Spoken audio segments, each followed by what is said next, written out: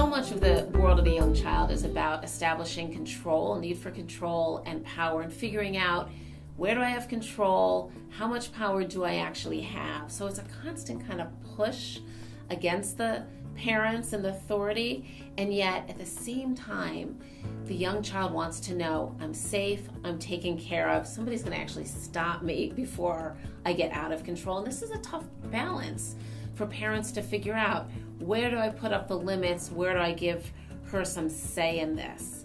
But children need limits. They're looking for limits. So a good example of this is, you serve dinner, you're sitting down at the table, and your 2-year-old starts throwing their food. Right? Normal toddler behavior. But at the same time, you don't throw food at a table. And so you say to your child, I see you're done with dinner, and you clear their plate. That's the limit. It says to them, we don't throw food. This is not a free-for-all. So that's one way of putting up limits. We put up limits when we tell our child they have to hold our hand walking across the street, and it's not negotiable.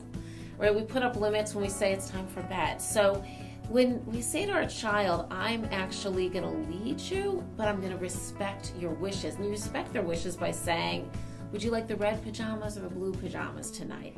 That gives them some control.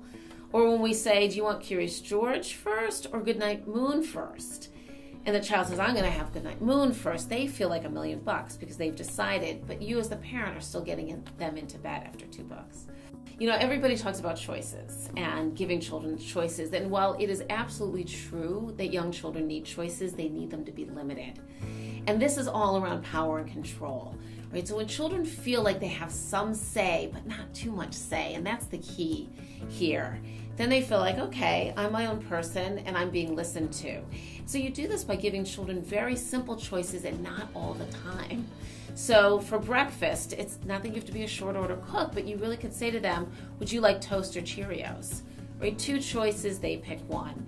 With clothes, you can do that. Do you want to wear your sneakers or your other shoes today? And a little bit of control helps them really feel like I'm part of this, but it's not running amok.